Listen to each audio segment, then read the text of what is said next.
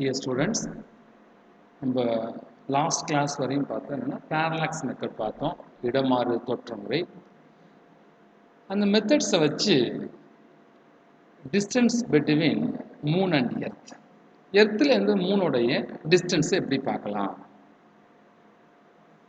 இது ஒரு எளிமையான முறை தான். தமிழ் மீடியம் புக்லேயும் இங்கிலீஷ் மீடியம் புக்லேயும் சின்ன கொஞ்சம் மாற்றங்கள் இருக்குது, அதை நீங்கள் ஒரு டைம் பார்த்துக்கணும், அவ்வளோதான். இங்கிலீஷ் மீடியம் புக்கில் பேரலாக்ஸ் ஆங்கிள் அப்படிங்கிற வார்த்தை இல்லாமல் இருக்குது, அது சேர்த்துக்கிட்டா போதும்.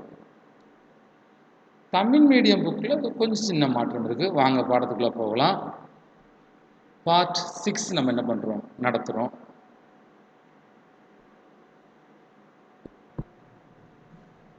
Determination of distance of moon from earth. பூமியிலிருந்து நிலவின் தூரத்தை எவ்வாறு கணக்கிடுவது. இன் ஃபிகர் 1.5 படத்தை பாருங்க. C is the center of the earth. பூமியோட மையத்தை Cன்னு வச்சுக்குவோம். A and B are two diametrically opposites. Aயும் Bயும் அந்த மையப்பகுதியிலிருந்து பூமியோட இரண்டு துருவங்களா கருதி கொள்ளலாம். diametrically opposite places on the earth surface of the earth. From A and B, the parallaxes theta 1 and theta 2 respectively of moon M. அதில் கொஞ்சம் மாற்றிக்கொள்ளுங்க. From A and B, the parallaxes angle, இந்த வார்த்தை ஒரு ஆங்கிள் சேர்த்துக்கிறேன். Tamil medium புக்கில் அது தெளிவாக இருக்குது, அதில் ஒன்றும் ப்ராப்ளம் இல்லை. அதில் என்ன கொடுத்தோன்னா இடமாறு தோற்ற கோணம்னு அவங்க கொடுத்துட்டாங்க, அது ஒன்றும் பிரச்சனை கிடையாது. புக்கில் பாருங்கள், தமிழ் மீடியம் புக்கை பாருங்கள். வானியல் தொலைநோக்கின் உதவியால் A மற்றும் Bயில் அருகில் உள்ள விண்மீனுக்கு சந்திரக்கிழமை இடமாறு தோற்ற கோணம் முறையே தீட்டா 1 மற்றும் தீட்டா 2 கண்டறியப்படுகிறதுன்னு இருக்கு. ஆனால் இங்கிலீஷ் மீடியம் புக்கில் வெறும் பேரலாக்சஸ் அப்படிங்கிறது மட்டும்தான் இருக்கு.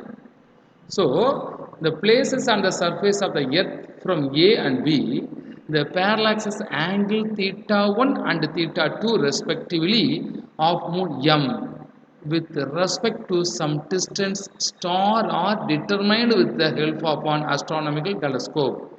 என்ன பண்ண போகிறோம் அப்படின்னா, இப்போ ஏபிசிங்கிறது எர்த்து, ஏங்கிற இடத்துல நம்ம என்ன பண்ணியிருக்கிறோம், ஒரு அஸ்ட்ரானமிக்கல் யூனிட்டை வச்சு இது டெலஸ்கோப்பை வச்சுருக்கிறோம். இப்போ நான் என்ன பண்ணுறேன், மூணில் வந்து சென்டராக இருக்குது, எம்னு போட்டுருப்பாருங்க படத்தில். S1ங்கிறது எதை குறிக்குது அப்படின்னா ஸ்டார் 1, ஏதாவது பக்கத்தில் உள்ள ஒரு விண்மீன்.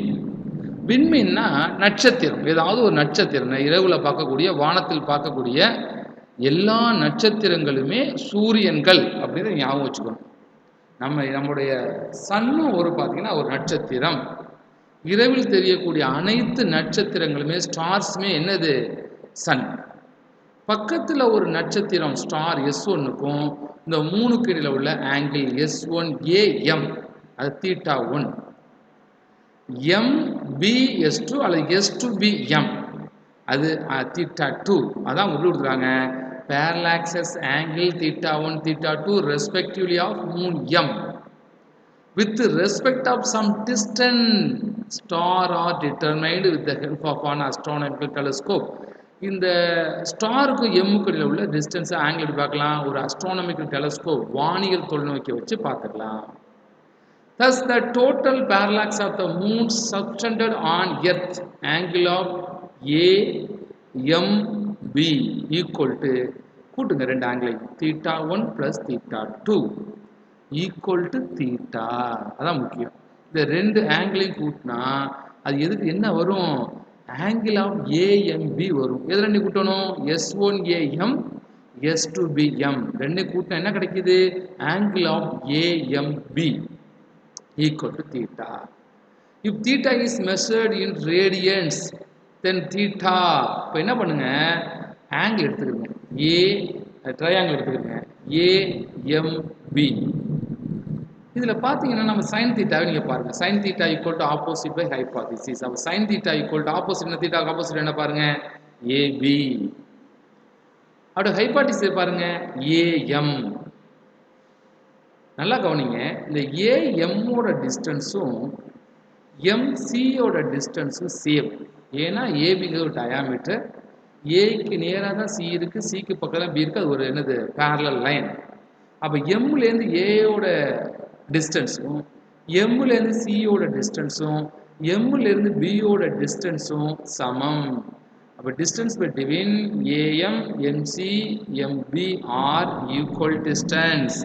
ஸோ அந்த ஏபி டிவைடட் பை ஏஎம் இருக்குல்ல, அப்போ ஏஎம்க்கு என்ன போட்டுக்கலாம், எம்சி போட்டுக்கலாம். அதான் பக்கத்தில் போட்டிருக்கு AM equal to MC. AM is approximately equal to எம்சின்னு கொடுத்துருக்கு. அப்போ theta equal to AB divided by எம்சியை போட்டுக்கிறேங்க. இப்போ எனக்கு என்ன தேவை, சென்டர் ஆஃப் த எர்த்லேருந்து மூணோட டிஸ்டன்ஸ் பார்க்கணும். அப்போ எனக்கு எது டிஸ்டன்ஸு, எர்த்துலேருந்து மூணோட டிஸ்டன்ஸு எம்சி. அப்போ அதை லெஃப்டில் கொண்டு வாங்க, ஏன்னா ரைட்டில் டிவைட் பண்ணிக்கிட்டு இருக்கு. அப்போ MC equal to AB by theta.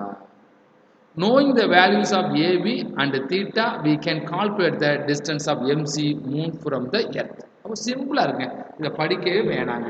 ஒன்றும் இல்லை, ஏபிங்கிறது எர்த்து, சென்டருங்கிறது சி. இந்த ஏபிங்கிறது diametrically opposite of the earth. இங்கேருந்து என்ன பண்ணுறீங்க, மூணை ஃபஸ்ட்டு பார்க்குறீங்க. லெஃப்டில் ஒரு ஸ்டாரை கன்சிடர் பண்ணிக்கிறீங்க. அதோட பேரலாக்டிக் ஆங்கிளை ஒரு டெலஸ்கோப் வச்சு பார்க்குறீங்க. S1A M equal to theta 1. அடுத்து ரைட் சைடு, மூணுக்கு இப்போ ரைட் சைடில் ஒரு ஸ்டாரை அமைச்சுக்கிறீங்க S2. அதோட ஆங்கிளை பார்க்குறீங்க ஒரு அஸ்ட்ரானமிக்கல் டெலஸ்கோப் வச்சு S2B M equal to theta 2. இப்போ இதை வச்சுட்டு என்ன பண்ணுறீங்க, ஆங்கிள் ஏஎம்பியை கன்சிடர் பண்ணுறீங்க. இந்த ரெண்டு ஆங்கிளோட கூடுதல் தான் அது. அப்போது AMB equal to theta 1 plus theta 2. இப்போது இந்த ஏஎம்பி அதை ஒரு ட்ரையாங்கிளாக கன்சிடர் பண்ணிங்கன்னா theta equal to opposite by hypothesis. தீட்டாக்கு ஆப்போசிட் பாருங்கள் ஏபி, ஹைபாத்திசிஸ் தானே ஏஎம். அப்போ ஏபியை எழுதிடுங்க. இந்த ஏஎம்ங்கிறதும் எம்சிங்கிறதும் அப்ராக்சிமேட்லி ஈக்குவல். ஏன்னா ஏபிசிங்கிறது என்னது ஒரு பேர் லைன். அப்போ எம்லேருந்து அந்த லைனுக்கு பேர் லைனுக்கு நீங்கள் லைன் வரைஞ்சிங்கன்னா எனக்கு சமமாக இருக்கும். அப்போ இந்த ஏஎம்முக்கு எதை வந்து சப்ஸ்டியூட் பண்ணலாம், எம்சியை சப்ஸ்டியூட் பண்ணுங்க. அப்போ theta equal to AB by MC. எம்சிங்கிறது என்னது, distance between moon and earth. அப்போ MC equal to AB by theta. Knowing the AB and theta, we calculate distance of MC moon from the earth. ஈஸியாக பார்க்கலாம். So ஒரு எளிமையான முறையில் பூமியிலிருந்து சந்திரனின் தொலைவை கணக்கிட முடியும். இந்த முறைக்கு என்ன முறைன்னு பேர், பேரலாக்ஸ் மெத்தட். நம்ம தமிழில் சொல்லணும்னா இடமாறு தோற்ற முறையில் பார்க்கலாம். நெக்ஸ்ட் பாருங்க, ஒரு எக்ஸாம்பிள் சம் கொடுத்துருக்கு. நம்ம பார்க்கக்கூடிய ரெண்டாவது சம். சம்ம கவனிங்க. The moon subtends an angle of 1 degree 55 minutes at the base line equal to the diameter of the earth. What is the distance of the moon from the earth? Extra என்ன கொடுத்துருக்காங்க, radius of the earth is 6.4 into 10 to the power of 6 meter. புவியின் விட்டத்திற்கு சமமான அடிக்கோட்டுடன் 1 degree 55 minutes நிமிடத்தில் கோணத்தை சந்திரன் உருவாக்குகிறது எனில் புவியிலிருந்து சந்திரனின் தொலைவு என்ன? புவியின் ஆரம் 6.4 into 10⁶ மீட்டர். ஒரு பென் எடுத்துக்கிறீங்க, அப்படியே அந்த புக்கு பக்கத்திலே என்ன பண்ணுங்க, எழுதிக்கிறீங்க. என்ன எழுத போறீங்க, ஃபஸ்ட்டு 1 டிகிரி 55 மினிட்ஸை நம்ம எதில் மாற்றணும்னா செகண்ட்ஸில் மாற்றி தான் இந்த சம்மை நம்ம போட போகிறோம். அதனால ஃபஸ்ட்டு என்ன பண்ணுங்க, 1 டிகிரிங்கிறத மாற்றுங்க. 1 டிகிரிங்கிறது எவ்வளவுங்க, 60 மினிட்ஸ். அப்போ எழுதிக்கிறீங்க 1 degree equal to 60 minutes plus 55 minutes, ரெண்டையும் ஆட் பண்ணுங்க. அப்போது 1 டிகிரிக்கு என்ன போடணும், 60 மினிட்ஸ் போடணும், ப்ளஸ் 55 மினிட்ஸ். மல்டிபிள் பண்ணிடக்கூடாது, கூட்ட தான் போகிறோம். அப்போ 1 டிகிரிக்கு 60 மினிட்ஸ் ப்ளஸ் 55 மினிட்ஸ், டோட்டல் பார்த்தீங்கன்னா 115 மினிட்ஸ். ஓகே, புரியுதுங்களா? ஃபஸ்ட்டு பார்த்துடலாம். 1 டிகிரிக்கு 60 minutes plus 55 minutes equal to 115 minutes. 1 டிகிரிக்கு 60 நிமிடம் போடுங்க, ப்ளஸ் 55 நிமிடத்தை கூட்டுங்க, மொத்தமாக 115 நிமிடம் கிடைக்கும். அடுத்து வாங்க, நான் என்ன சொன்னேன், செகண்ட்ஸில் வச்சு தான் போடணும். அப்போது ஒரு மினிட்டுங்கிறது எத்தனை செகண்டு, 60 செகண்ட். அப்போ என்ன பண்ணுங்க, இந்த 115 60ஆல் மல்டிபிள் பண்ணீங்கன்னா செகண்ட்ஸில் கிடச்சிடும். ரெண்டையும் மல்டிபிள் பண்ணுங்க. 115 இன்ட்டு 60 எவ்வளோ வருது? 6900 செகண்ட் எழுதிக்கிறீங்க. அப்படியே 6900 செகண்ட். ஓகே, இப்போ ஒரு டிகிரி 55 மினிட்ஸுங்கிறது எதற்கு சமமாக அமையுது? 6900 செகண்டுக்கு சமமாக அமையுது. நான் எதில் பார்க்க சொல்லியிருக்காங்க? ரேடியனில் பார்க்க சொல்லியிருக்காங்க. போன வகுப்புக்கு முதல் வகுப்புல ஒரு ரேடியன், ஒரு டிகிரி, ஒரு செகண்ட் எத்தனை ரேடியனுக்கு சமம்னு நடத்தணும். ஒரு சின்ன பாக்ஸ் போட்டுருந்துச்சு. ஒரு second of degrees equal to the 4.85 into 10⁻⁻6 ரேடியனுக்கு சமம். புக்கில் 2 பக்கத்துக்கு முன்னாடி போங்க, அதில் பார்த்தோம் ரேடியன் எப்படி டிகிரியாக மாற்றுறது, டிகிரி எப்படி ரேடியனாக மாற்றுறது, ஒரு டிகிரிக்கு ஈக்குவலான ரேடியன், ஒரு செகண்டுக்கு ஈக்குவலான ரேடியன் பார்த்தோம். அதில் பார்த்தீங்கன்னா ஒரு செகண்டுக்கு சமமான ரேடியன்கிறது 4.85 இன்ட்டு 10⁻⁻6 ரேடியன். சப்ஸ்டியூட் பண்ணியாச்சு. இங்கே புக்கில் 115 இன்ட்டு 60 இருக்குது. அதை நான் என்ன சொல்லிக்கிட்டேன்? 6900 சொல்லிக்கிட்டேன். 6900. இப்போ 6900ஐயும் 4.85ஐயும் மல்டிபிள் பண்ணுங்க. மல்டிபிள் பண்ண என்ன கிடைக்குது? 33,465 கிடைக்கும். என்ன கிடைக்குது? 33,465 இன்ட்டு 10⁻⁻6 கிடைக்கும். இப்போ பாயிண்ட்ஸ் எங்கே இருக்குது? 5க்கு பக்கத்தில் இருக்குது. 5க்கு பக்கத்தில் இருக்க பாயிண்ட்ஸை லெஃப்டில் கொண்டு போங்க. ஏன்னு இருக்குது? 33,465 இன்ட்டு 10⁻⁻6. இந்த 5 கிட்ட இருக்க புள்ளியை லெஃப்டில் கொண்டு வாங்க. 5ங்கிற புள்ளி, 5 கிட்ட உள்ள புள்ளி 6 கிட்ட வந்துச்சுன்னா -5ன்னு குறையும். 6 கிட்ட உள்ள அந்த பாயிண்ட் 4 கிட்ட வந்துச்சுன்னா -4ன்னு குறையும். நான் 4 கிட்ட உள்ள பாயிண்ட் 3 கிட்ட வந்துச்சுன்னா -3. இப்படி கொஞ்சம் கொஞ்சமாக குறையும். அப்போது 5லேருந்து ஒரு ஸ்தானம் தள்ளிங்கன்னா 5, அடுத்த 6கிட்ட வந்தால் 4, 4கிட்ட வந்தால் 3, 3 கிட்ட வந்தால் 2. அப்போ 3.3. புக்கில் 3.4ன்னு கொடுத்துருக்கு. புக்கில் 3.34ன்னு கொடுத்துருக்கு. அப்போது -6 வந்து டோட்டல் வேல்யூவாக கிடைக்கும் போது 3465 ஒவ்வொரு பாயிண்ட்ஸாக லெஃப்டில் கொண்டு வந்தீங்கன்னா 3.34 இன்ட்டு 10⁻⁻2 ரேடியன்னு கிடைக்கும்.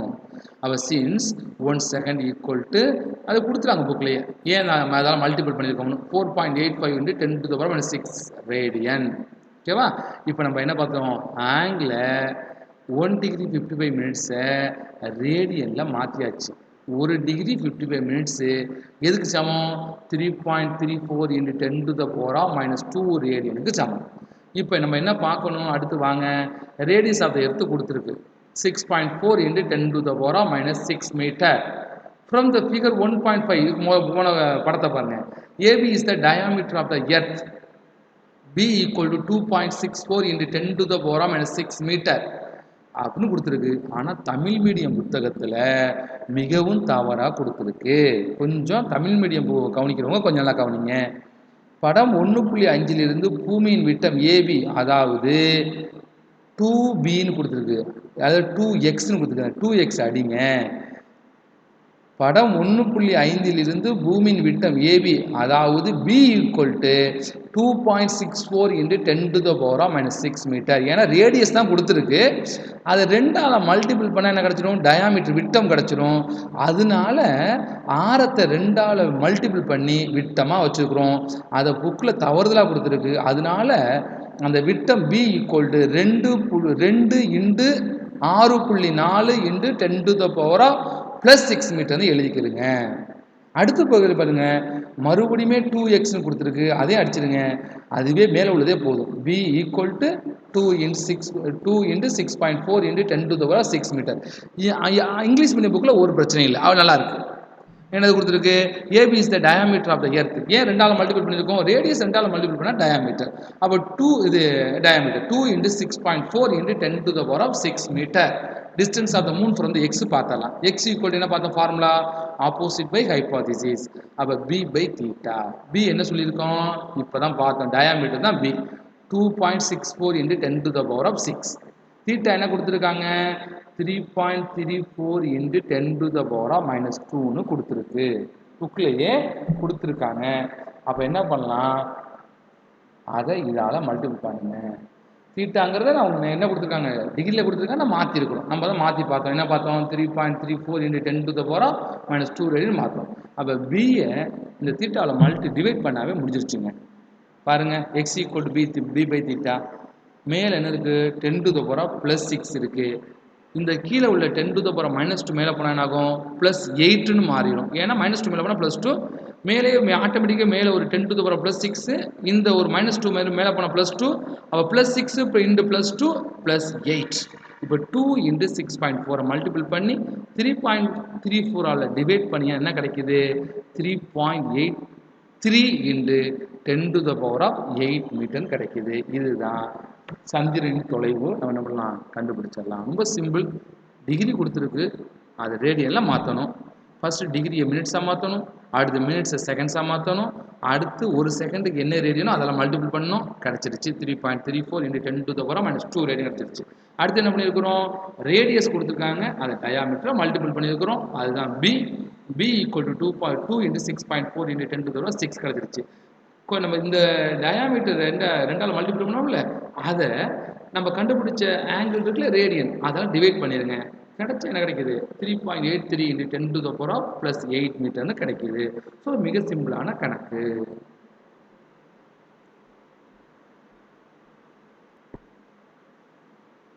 நெக்ஸ்ட் பாருங்க, இது மாதிரி லாங் டிஸ்டன்ஸை பார்க்கறதுக்காக உள்ள அடுத்த மெத்தட் பார்த்தீங்கன்னா ரேடார் மெத்தட். தமிழில் ரேடார் துடிப்பு முறை, இங்கிலீஷில் radar pulse method, radar method கொடுத்துருக்கு. இந்த ரேடார்ங்கிற வார்த்தையை நம்ம அன்றாடம் செய்திகளில் கேட்கக்கூடிய ஒரு இன்ஸ்ட்ருமெண்ட்ஸ், ஒரு இம்பார்ட்டன்ட். அது பார்த்தீங்கன்னா பாதுகாப்பு துறையில் அதிகமாக பயன்படக்கூடிய ஒரு கருவி. அதோடைய அக்ரோனயம், அதோடைய எக்ஸ்பென்ஷன் என்னன்னு பாருங்க. The word radar stands for radio. அதுதான் RA, ரேடார். ரேடியோனா அது ஒரு சிக்னல். எலக்ட்ரோ மேக்னட்டிக் வேவ்ஸில் இம்பார்ட்டன்ட் வேவ்ஸ் என்னது, ரேடியோ வேவ்ஸ். ஏன்னா அதை வச்சு தான் ஆரம்பத்தில் டெலிகம்யூனிகேஷன் பண்ணாங்க. ஸோ ரேடியோங்கிறது இந்த ரேடியோ வேவ்ஸை குறிக்குது. டிடெக்ஷன் அண்ட் ரேஞ்சிங், அதோட சுருக்கம் தான் radar. Detection DA and ranging, தொலைவு. அதாவது இந்த ரேடார் அப்படிங்கிற கருவியை வச்சு ரேடியோ அலைகளை ஒளிபரப்பி வானில் உள்ள அல்லது பூமியில் உள்ள அல்லது நீருக்குள் உள்ள ஏதேனும் ஒரு தடை பொருளை கண்டறியக்கூடிய முறை. அதற்கு தான் இந்த ரேடார் பயன்படுது.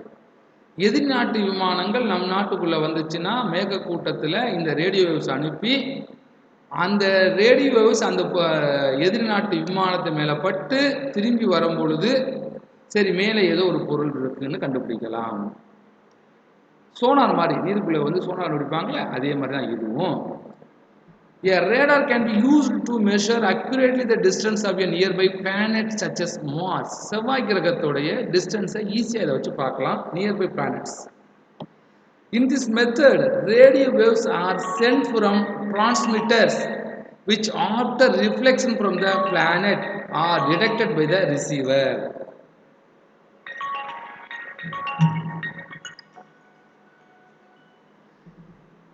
அப்போ என்ன பண்ணுறோம், ஒரு ரேடியோ வேவ்ஸை ஒரு டிரான்ஸ்மிட்டரை வச்சு நம்ம ஒளிபரப்புகிறோம். அதுக்கு பேர் டிரான்ஸ்மிட்டர்னு பேர். அதாவது ரேடியோ வேவ்ஸை அனுப்புறதுக்கு பேர் transmitter. After reflection from the planet, பக்கத்தில் உள்ள பிளானெட்டில் பட்டு என்ன ஆகுது, ரிஃப்ளெக்ட், எதிரொலிப்பு அடைகிறது. Are detected by the receiver. அப்போது ரேடியோ அலைகளை அனுப்புறதுக்கு பேர் டிரான்ஸ்மிட்டர். அது பிளானெட்டில் பட்டு ரிஃப்ளெக்ட் ஆகி வர்றதை ரிசீவ் பண்ணுறதுக்கு பேர் ரிசீவர். அப்போ அதுக்கு பேர் பரப்பி, இது பேர் ஏற்பி. By measuring the time interval T between the instant the radio waves are sent and received, இந்த ரேடியோ போயிட்டு பக்கத்து பிளானெட்டில் பட்டு திரும்பி வர்றதுக்கான டைமை கால்குலேட் பண்ண போகிறோம். The distance of the planet can be determined as, பாருங்க, speed equal to distance traveled by time taken. வேகம் equal to தொலைவு பை காலம்னு படிப்போம். வேகம் equal to தொலைவு பை காலம். அந்த புக்கில் என்ன கொடுத்துருக்காங்க, கடந்த தொலைவு பை எடுத்துக்கொண்ட நேரம் அப்படின்னு கொடுத்துருக்கு. நமக்கு ரேடியோ வேவ்ஸோடைய வெலாசிட்டி நல்லா தெரியுங்க. அது என்ன, லைட்டோட வெலாசிட்டியில் போகும் 3 × 10⁸ மீட்டர் செகண்ட் இன்வெர்ஸ் அந்த வேகத்தில் போகும். அப்போ டிஸ்டன்ஸை ஈஸியாக கால்குலேட் பண்ணுறது எப்படி பாருங்களேன், அந்த ஃபார்முலா வச்சு பாருங்க. Speed equal to distance travelled by time taken. So distance equal to இந்த ரைட்டில் டைம் டேக்கன் என்ன பண்ணுது, டிவைடில் இருக்கா. இப்போ நம்ம டிஸ்டன்ஸ் தான் கண்டுபிடிக்கணும். அப்போ டிஸ்டன்ஸ் ரைட்லேயே வச்சுக்கிறோங்க. லெஃப்ட்டில் என்னது, ஸ்பீடு இருக்குது. இந்த டிவைட் ஆகக்கூடிய டைம் டேக்கன் லெஃப்ட்டில் வந்து என்ன ஆகும், மல்டிபிள் ஆகும். So distance D equal to speed into time taken. புக்கில் எப்படி கொடுத்துருக்காங்க, distance D equal to speed of radio wave into time taken. அப்போ distance D equal to velocity, அதுதான் speed of the radio waves. Time taken T/2ன்னு கொடுத்துருக்காங்க. ஏன் sir T/2னா, நம்ம டிஸ்டன்ஸை பார்க்கும்பொழுது இது இந்த ரேடியோ வேவ்ஸ் போகிறதுக்கு ஆன நேரம், அது திரும்பி வர்றது ஆன நேரம், ரெண்டும் சேர்த்து நம்ம பார்க்க முடியும். ஆனால் டிஸ்டன்ஸ் வந்து நமக்கு போகிற தூரம் மட்டும்தானே. அப்போ 1 ஹவர்னா ½ ஹவர்னு வச்சுக்கணும். அப்போ டைமை 2ஆல் டிவைட் பண்ணுங்க. அப்போ distance D equal to V into T/2, D into V into T/2ன்னு அவங்க வச்சுக்கிறோங்க.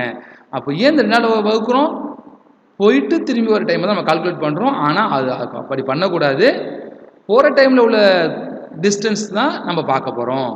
So where v is the speed of the radio wave, as the time taken d is for the distance covered during the forward and backward path of the radio wave. போகிறதுக்கும் திரும்பி வரதுக்குமான அந்த மொத்த பாதையுடைய டைமே எடுத்துக்கொள்ளக்கூடாது. அதனால it is divided by 2. So easily accurately calculated the nearby planet or aircrafts.